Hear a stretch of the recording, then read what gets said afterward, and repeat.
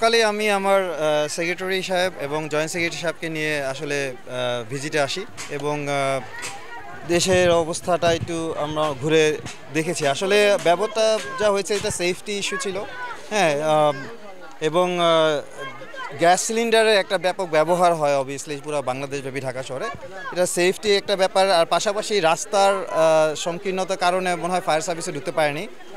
তো যাই হোক, এখন যে অবস্থা হয়েছে আমরা আশা থাকবে সরকারের প্রতি উদাত্ত আহ্বান থাকবে যাতে সরকার এদেরকে পুনরায় পুনর্বাসনের জন্য যথেষ্ট রকমের আন্তরিক সহযোগিতা করে সরকার থেকে। আমরাও চেষ্টা করব আমাদের পক্ষ থেকে তাদেরকে হেল্প করবে, সরকারকে পার্সু করার, যাতে তারা এইভাবে এদের পাশে এসে দাঁড়ায় সরকারের পক্ষ থেকে।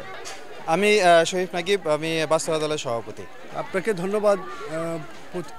এই জায়গায় আমরা যখন আসলাম, এসে দেখলাম যে একটা বিধ্বস্ত এলাকা পরিণত হয়েছে, অনেক ক্ষতিগ্রস্ত হয়েছে মানুষ, এবং দেখে আমাদের হৃদয় রক্তক্ষরণ হচ্ছে।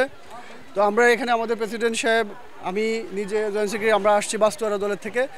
আমাদের সরকারের কাছে উদাত্ত আহ্বান থাকবে অতি দ্রুত তাদের বাসস্থানের ব্যবস্থা করা এবং তাদের ক্ষতিগ্রস্ত পরিবারের পাশে দাঁড়ানোর জন্য আমরা আমাদের বাস্তবতা দলের পক্ষ থেকে আমাদের যতটুকু অবস্থান আছে ওইখান থেকে আমরা দাঁড়ানোর চেষ্টা করব, এবং সরকারের এবং বাংলাদেশের রাজনৈতিক দলের বিভিন্ন বিত্তমান যারা আছে তারা এদের পাশে দাঁড়ানোর উদাত্ত আহ্বান জানাচ্ছি।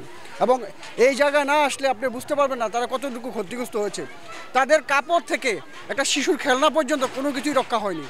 অতএব তারা অনেক ক্ষতিগ্রস্ত, তাদের পাশে দাঁড়ানোর উদাত্ত আহ্বান এবং রাষ্ট্রীয়ভাবে এটা অতি দ্রুত ব্যবস্থা নেওয়ার উদাত্ত আহ্বান জানাচ্ছি। বাস্তবতা দলের সাধারণ সম্পাদক ইসমাইল হোসেন সিরাজি।